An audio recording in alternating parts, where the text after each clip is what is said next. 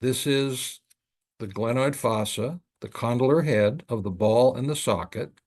You can see how close the condylar head and the glenoid fossa is to the external auditory canal, which doesn't run perpendicular inside the head. It runs anterior from here anteriorly. That's why when you put that little Q-tip in your ear, it doesn't go very deep if you go perpendicular in the auditory canal, but you can go all the way to the tympanic membrane if you come from posterior to anterior.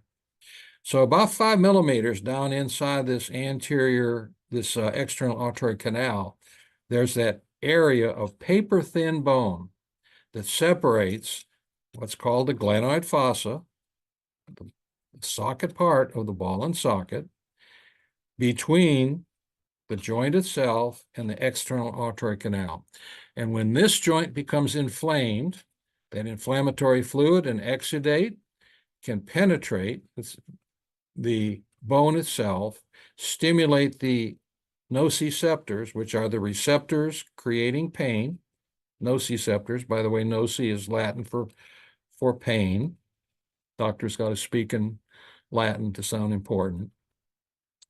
And stimulates pain, and the patient will present to the ENT doctor, to the walk-in clinic nurse practitioner, physician's assistant, to their PCP, and say, I have a bad earache.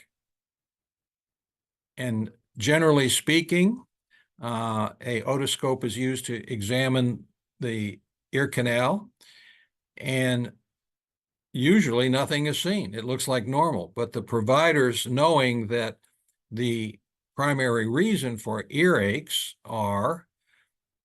is infection within the external auditory canal, without seeing evidence of swelling or redness, will prescribe amoxicillin.